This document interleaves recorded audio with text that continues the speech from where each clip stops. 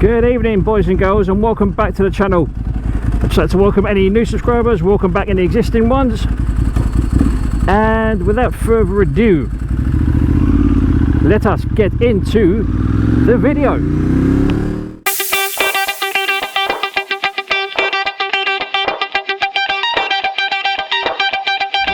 So today's topic, OCD, and how OCD I am, because I'm not gonna lie, I am fucking very OCD.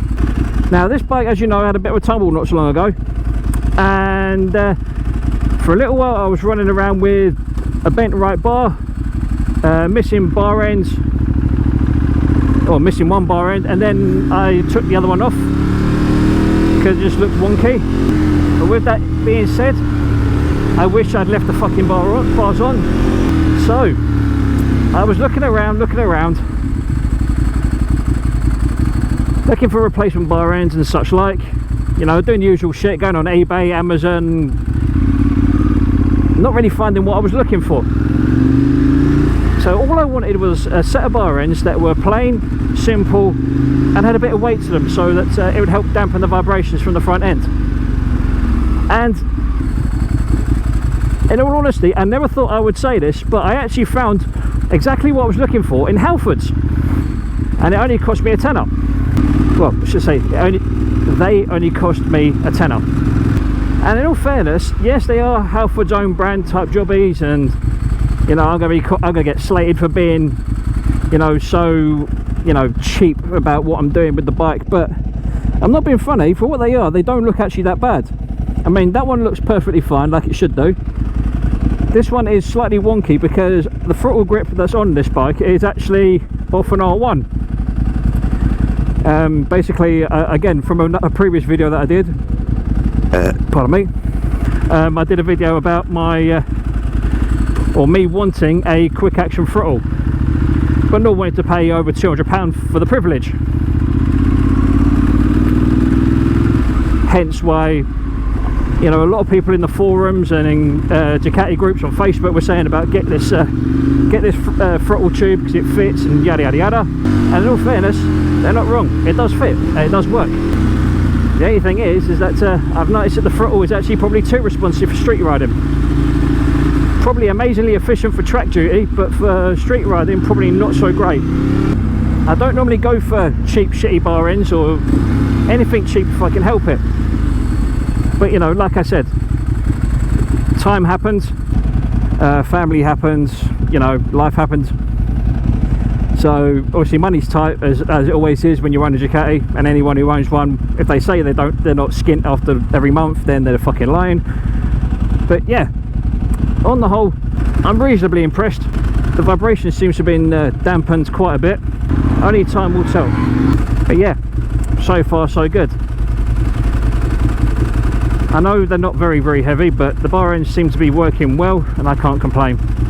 Because for the sake of a tenner, you can't really go wrong. And in all fairness, they're actually quite well made for being Halfords own brand stuff. Well, I say Halfords own brand stuff, I assume it's Halfords own brand. I didn't even bother looking at the packaging, to be fair. It's been a while. I hope everyone is well. I hope they're not too sunburnt from the sun we've had recently. Likewise, not to succumb to the ever-present transitional colds that you get. Oh, how I hate riding with my visor up. Can't hear a fucking thing. Other than that, I'm pleased to report that the bike is still running lovely and smooth after a £2,000 engine rebuild, after having an oil change, oil filter change, coolant change. What else has she done? And that's about it, really. She's still got a few bits and bobs that need to be done, like maintenance wise, like the fork seals need doing. But I will get round to those eventually. I'm hoping to get a track day in next year. I think it's a bit late in the season now to be looking to do track days this year, so I'm going to look at possibly doing one sort of springtime next year now. Also over the winter as well, got a couple of random ideas that I want to throw out there. I'm thinking about getting the old girl wrapped. My question is this: do I go with what I've always had and just leave her black, or do I have a bit of fun and change it up a little bit? Like, do I go and get some red and black graphics done on it, or do I go for something completely mad?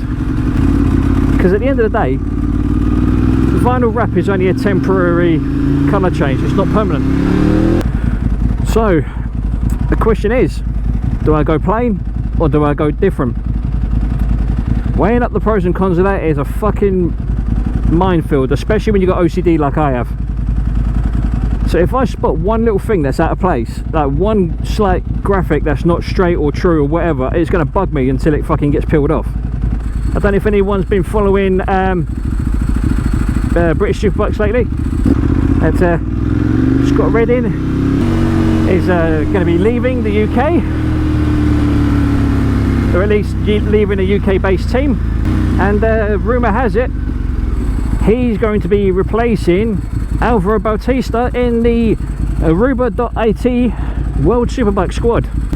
And if that be the case, all power to him. But also the knock-on effects of that, there's been rumours that apparently Alvaro Bautista is either going to ride for the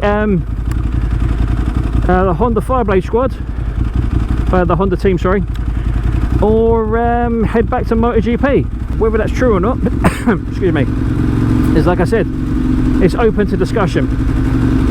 Personally, I don't think Alvaro Bautista is going back to MotoGP. I reckon he's going to get himself a ride in World Supers somewhere, because there was rumours that, you know, as it usually is online, that the rumour has it is that it was over money.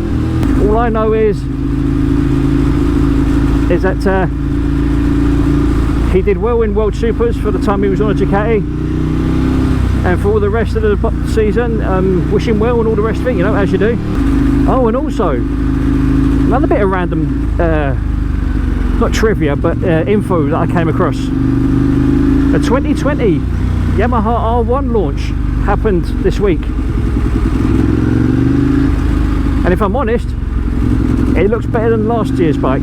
Now, I don't know any of the specs, and I have no idea the cost of it. As you guys probably know, the current R1 and the R1M, a lot of people refer to, well, in my circle of friends anyway, refer to it as the Iron Man. There was a very obvious reason for that, and that is down to the headlights. The current R1 has got a very much Iron Man-y kind of look to it. Some people like it, some people don't. Now, the biggest thing that people comment on, or should I say have a opinion on, is not the running lights, but the actual headlights themselves. In all honesty, I fucking hate them. I hate the stupid little spotlight things. They make it look like frog's eyes. But personally speaking, the new bike looks fucking lovely. And on that